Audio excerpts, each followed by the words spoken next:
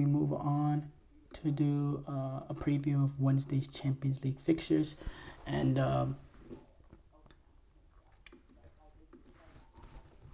big games coming up. Obviously, we discussed Barcelona taking on Bayern Munich, so we're not going to preview that game yet again. But there's other really good games, really interesting games. The early games, you have Atalanta taking on Celtic. Now, Celtic had a big win in their opening game. Got a lot of goals. Got a lot of goals past Slovan Bratislava as they won 5-1. Then they went away to Borussia Dortmund at the yellow wall, and it was reversed. They got dominated. They lost 7-1. Now they have a chance to, take that sour taste out of their mouth. They have to go away again to Bergamo as they take on Atalanta, an Atalanta team that can be difficult to play against. We've seen how they reached the Europa League. They won the Europa League last season. Have had a decent start to Serie A right now. They're sitting in 6th. Suffered a little bit of injuries in preseason, but still play some really good football. They got 5 past Genoa. They got 3 past Shakhtar. They can create a lot of opportunities. So far, this Champions League campaign, they have 4 points from 2 games, which is a pretty decent start for them. Difficult test for Celtic. Atalanta definitely has more quality than Celtic. They're playing this game at home. Can't see anything other than Atalanta win this one. Just the quality. Atalanta got far better quality, and Celtic, they can be open. They can be easy to play against. They're used to being the best team in Scotland, having the most quality, and now they're going up against teams that have better quality than them, and they're still playing the same way. They have no way of adapting under Brendan Rodgers. At least that's what I saw in the Borussia Dortmund game. We'll see if they go with a little bit of a more pragmatic approach against Atalanta, because I think it's suicide. Bayern Leverkusen, they take on Brest. Brest, really good start for them so far in the Champions League. They're perfect. 2 wins from 2. 2 wins from 2. They've only conceded 1 goal. Leverkusen as well. They're 2 wins from 2. They haven't conceded a single goal so far in this Champions League campaign. Obviously, I think Leverkusen is the favorites in this game. Leverkusen, they finished unbeaten last season in the Bundesliga. Finished unbeaten in all competitions besides 1 game, Europa League final. Ridiculous feat. Now, they do go away to France. They do go away to Stade de Roduro, which, it's always difficult to go away in Europe. But overall, the quality, Leverkusen has far better quality. They're coming off a high as well with their win over Eintracht Frankfurt, who, drew against Bayern Munich. That can be a dangerous outfit to play against. I think Leverkusen has this one. Will win this one. So yeah, I'll favor Leverkusen in that. Benfica take on Feyenoord. Benfica, they currently sit 2 wins from 2. Feyenoord, they are 1-1. They lost against Leverkusen, but they were able to bounce back. Benfica, this could be a great opportunity for them. If they win this game and they go for 3, 9 points, you put yourself in a really good position.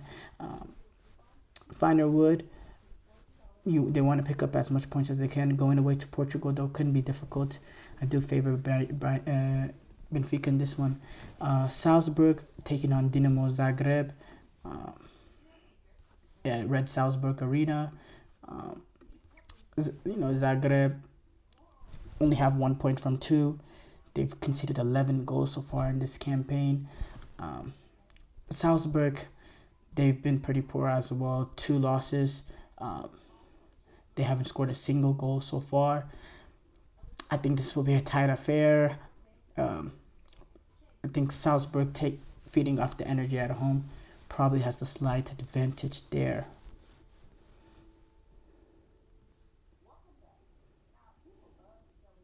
Man City take on Sparta Praha. Let's expect Man City to rest heavy in this one. Going up against a Sparta Praha that just has so much more quality than City. I expect a lot of players to be rested for City.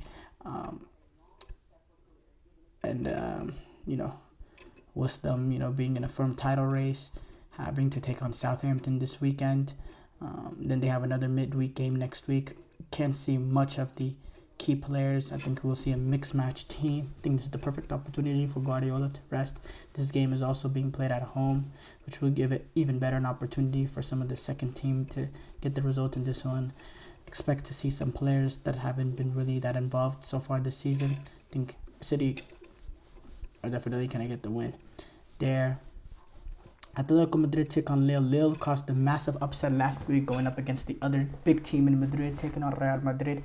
They want to do something similar, but I think it'll be very difficult going away to the Metropolitano, now called the Riyadh Air Metropolitano. Atletico Madrid, they do have a tendency of playing down to the opposition sometimes. They cannot allow that. The hunger needs to be there. I think that they'll be up for it because these are the sort of games that they get the results in, and they take advantage of these low opposition at home. These are results that they don't necessarily fall apart in.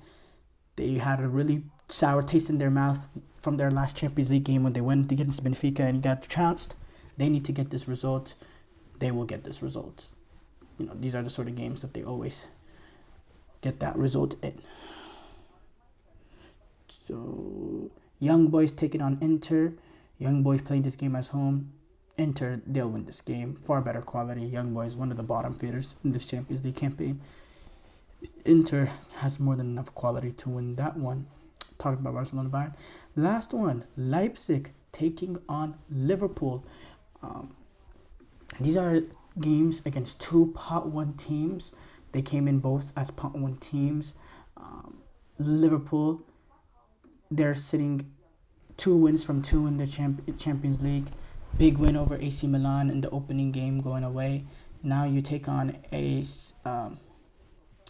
Salzburg team or Leipzig team that as a Pot 1 team, they've really underwhelmed. They're currently sitting 0-2. They lost to Juventus 3-2. They lost to Atletico Madrid as well. Huge game for RB Leipzig. As a Pot 1 team, you cannot go down, with 0 points in their first 3 games. Put yourself in a really difficult position chasing. The good thing about this Champions League format, or bad thing depending on what angle you look at it, you're never really out of it. It won't take that much point to get to that 22nd or 24th that gets you into that that playoff to get in. So it's not gonna take it that much to get there, but you have to start from somewhere. Now, going up against Liverpool, that's a difficult place to start. I think Leipzig will play off the energy of playing at the Red Bull Arena in Leipzig, which could be an electric atmosphere that they take advantage of. But Liverpool, they've been there. They have a good balance to them. They also have a big They also have a big game coming up this weekend against Arsenal. So we'll see how they mix and match for this one. I don't expect that much. I expect this to be a full team. But yeah, I'm looking forward to this one. I do say Liverpool are still, clear favorites. They haven't been much of a slipper. This is a team that hasn't had much slip-ups to this season. Had one bad result. Can't see another in this one. Short break here coming up. When we come back, we'll react to some of the top soccer headlines.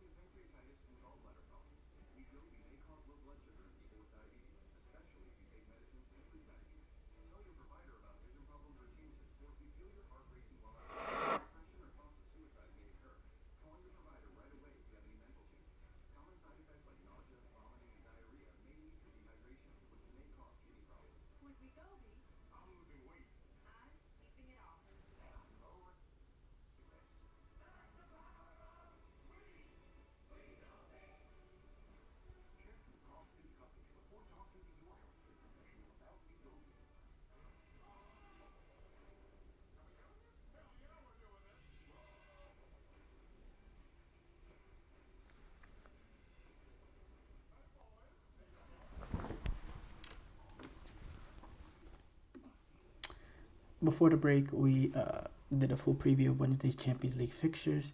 We move on to react to some of the top headlines going on in the soccer world. And we have to start off with Neymar. We actually couldn't get to this. This happened a few days ago now, but Neymar made his return after being out with a year with that bad torn ACL and MCL that he suffered playing for Brazil. And he made his return after 300 or more than 365 days. 65 days, but he made that first appearance in over a year as he came off the bench in the second half of Al Hilal's Champions League game against Al Ain. He replaced Nasser Al Dawsari in the 77th minute. And he almost made an instant impact as well. Played a nice 1-2 with Mitrovic and created an opportunity for himself to fire a shot. And it was slightly wide of the left post. The game actually finished 5-4 to Al Hilal. Al Hilal. On the pitch after the full-time whistle, Neymar said, "I feel good. I always have a good team. I'm so happy. I'm back. I'm back." It's great to see Neymar play back. It's been so long since he hasn't played, and he's such a brilliant and talented footballer. I hate when he's out injured. It's just really frustrating, especially when you think about what he's been in his career. I hope he's able to get back to what he was, and quite frankly, Brazil need him as well. He's an important part of Brazil with the way this national team has been playing since he's been out. Hopefully, they're able to. Hopefully, Brazil is able to figure it out. Rafinha talked about the Nico Williams Barcelona shirts. He was heard about some of the speculation around how Nico Williams they were really trying to sign Nico Williams in the summer. He called it disrespectful, and it left a bad taste in his mouth. And he was also very disrespected with a photograph he saw of a fan wearing a Nico Williams shirt that had number 11 on the back of it. Not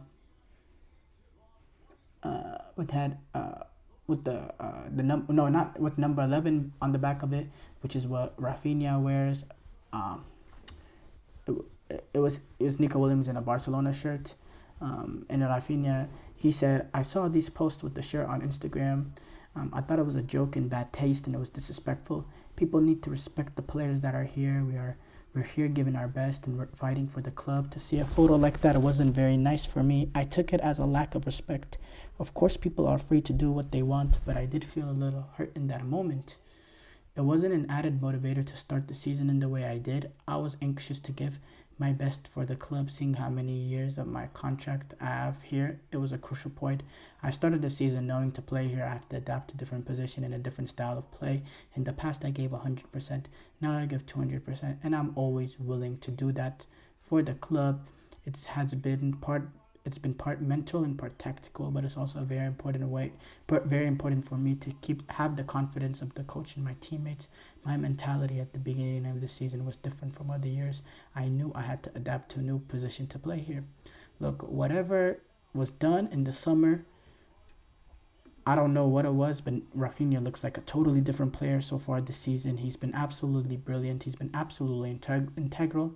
If he can keep this up, that's the player that Barcelona signed, and they probably wouldn't need to sign Nico Williams. If he can keep this up, he has been absolutely electric and dynamic.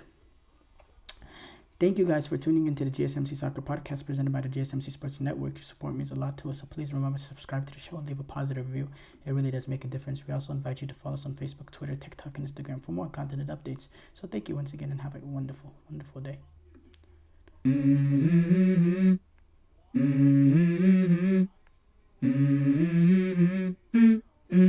Let's go. I wake up to a little bit of drool on my pillow, feel like it's gonna be a bad day. Yeah, I'm tired.